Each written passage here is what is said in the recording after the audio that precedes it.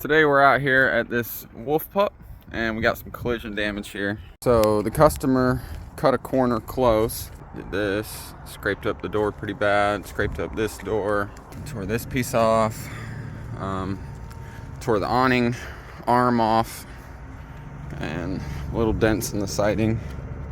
So we got to replace the bottom 2 rows of siding, this trim strip on the bottom, this door, that marker light, lens cover, or outlet cover.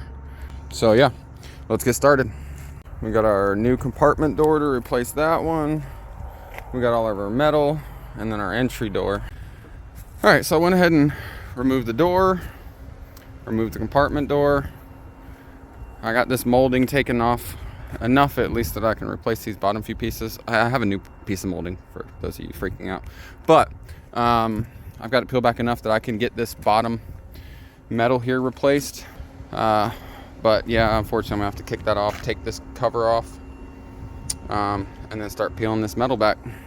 All right, so I've been hard at it for a while. I already did these 2 panels, and now I'm working on this little section. So I pulled the compartment door here, pulled the entry door, and to pull these, they're just held in by staples at the bottom.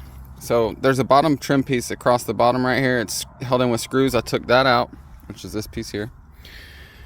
And then you put a screwdriver behind and you just pry this off to pull this piece out, and just give it a tug and it'll come off.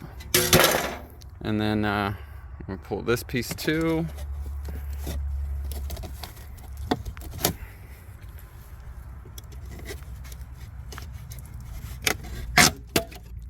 And then get that piece off, and then we can use these to trace out on our new metal, and then we'll put them back in.